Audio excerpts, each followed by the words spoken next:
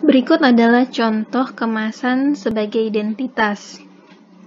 Di sini merek dari produk yang saya tampilkan di slide ini sudah ditutup, tapi saya yakin Anda semua bisa menyebutkan mereknya apa ini. Seperti mie instan ini, minuman, terus air minum dalam kemasan, dan juga snack ini. Nah, inilah contoh kenapa kemasan itu disebut sebagai identitas suatu produk. Desain dari kemasan sebelumnya sudah diterangkan bahwa materialnya juga perlu kita perhatikan. Selain sebagai unsur proteksi untuk produk pangan, tapi material ini juga bisa menjadi strategi marketing. Kita bisa membedakan antara kualitas produk dan juga sasaran pasarnya dari jenis material kemasannya. Misalnya, material yang berbeda itu akan memberikan sensasi yang berbeda, sehingga persepsi konsumen terhadap produk tersebut, terhadap kualitas produk tersebut juga berbeda. Misalnya contohnya di sini adalah coklat Cadbury yang dibungkus dengan plastik dan yang dikemas dengan kardus atau kotak di sini. Nah, ini pasarnya berbeda, target pasarnya. Kalau yang dibungkus plastik, ini untuk konsumen biasa dan dikonsumsi sehari-hari.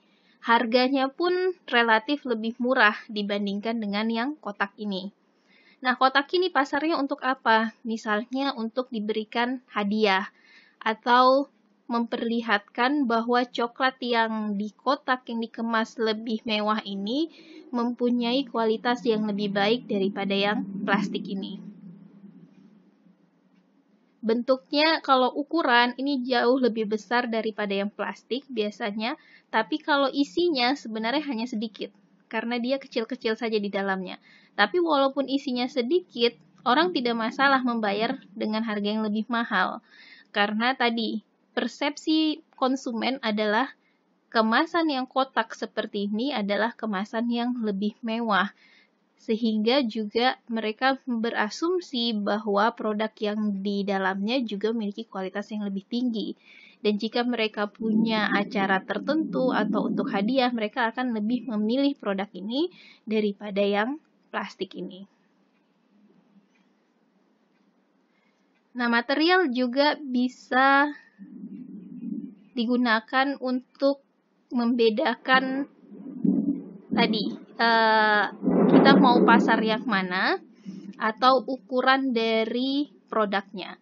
Misalnya di sini produk Aqua. Aqua itu ada yang menggunakan plastik, ada yang menggunakan kaca. Plastiknya pun berbagai macam. Kalau Aqua yang galon biasanya kalau Aqua botol memakai polimer PET, polyethylene terephthalate. Kalau yang di galon itu biasanya polikarbonat. Nah, tapi ada juga yang lain, yaitu Aqua yang dikemas dalam kemasan kaca. Di sini dilihat, Aqua yang botol ini volumenya 1,5 liter atau 1.500 ml.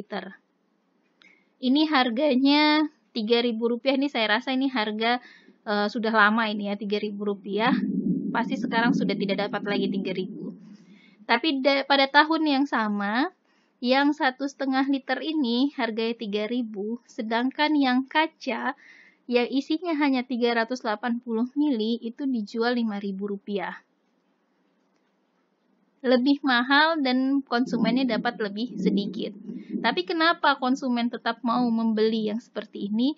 Karena dia pasarnya berbeda. Biasanya yang kaca ini untuk acara-acara yang lebih berkelas. Misalnya untuk rapat-rapat pimpinan atau seminar-seminar di hotel, ini dia menggunakan yang kaca. Sedangkan yang plastik ini untuk konsumen sehari-hari yang tidak membutuhkan suatu kemewahan dalam mengkonsumsi air minum dalam kemasannya. Warna. Ada beberapa hal yang perlu dipertimbangkan dalam memilih warna. Pertama, warna itu akan menentukan target pasar kita. Misalnya di sini, kalau target pasar kita anak-anak yang masih kecil gitu ya, biasanya kita gunakan warna-warna yang cerah, berwarna-warni. Di sini ada merah, hijau, biru, kuning, dan seterusnya. Itu kalau kita menggunakan warna-warna cerah, warna-warni, itu biasanya untuk anak-anak. Tapi kalau misalnya target pasar kita adalah perempuan misalnya, perempuan kita gunakan warna yang lebih feminim, seperti pink, ungu misalnya. Nah, kalau produknya ditujukan untuk laki-laki, misalnya Elmen. Elmen dia menggunakan warna-warna maskulin, seperti hitam, ini hijau, hijau tua ya, terus biru tua, di sini memperlihatkan maskulinitas. Jadi jangan sampai kita salah memilih warna. Jangan sampai misalnya Elmen untuk laki-laki bodybuilder, tapi kita kasih kemasannya warna pink. Kenapa dikasih warna pink? Katanya karena pink itu adalah warna kesukaan bosnya. Tidak bisa seperti itu. Jadi kita consumer oriented. Tergantung di konsumennya. Nah, begitu juga kalau warna-warna seperti emas, silver, itu warna-warna untuk target pasar yang barang-barang yang lebih mewah, misalnya dengan harga yang lebih mahal. Nah, warna ini juga bisa menjadi identitas dari suatu merek. Jadi, pemilih warna untuk kemasan pangan, desain kemasan pangan, ingat pada saat pertama diluncurkan, hati-hati karena ini akan menjadi identitas suatu produk. Sulit sekali biasanya kalau misalnya dia sudah punya satu desain dan akan diubah di kemudian hari, itu dampak pasarnya akan signifikan. Karena konsumen dia mengenal, biasanya konsumen itu datang ke toko itu tidak benar-benar membaca, tapi dia melihat kemasan yang mirip dengan yang pernah dia konsumsi. Siapa di sini yang beli Beng Beng benar-benar memastikan tulisannya adalah Beng Beng? Nah, ini produk misalnya seperti Oreo. Oreo kan ada kompetitornya ya. Di situ Rodeo ya, mereknya satu lagi. Itu dia kemasannya mirip sekali dengan Oreo. Nah, banyak orang yang tertukar. Tadinya dia ingin beli Oreo, tapi dia beli produk yang satunya itu, yang kemasannya menyerupai Oreo. Nah, jadi kalau produk kita sudah punya desain khusus, itu sebaiknya juga dipatenkan. Seperti Cadbury, dia warna ungunya Cadbury, itu sudah dia patenkan. Supaya tidak ada produk kompetitor yang meniru-niru.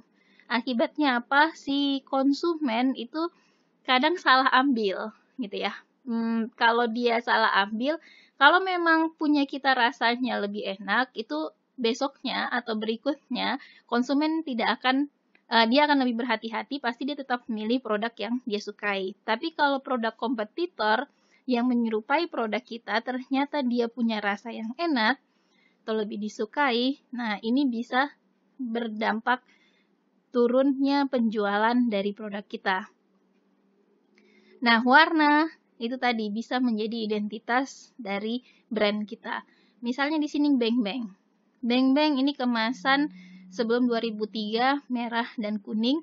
Nah, sampai di 2008 Beng Beng ini berubah tergantung varian rasanya. Tapi terlihat di sini bahwa garis kuningnya Beng Beng dan si wafernya Beng Beng ini relatif tidak berubah. Dan warna merah dari mereknya. Nah, inilah yang menjadi identitas dari produknya dia.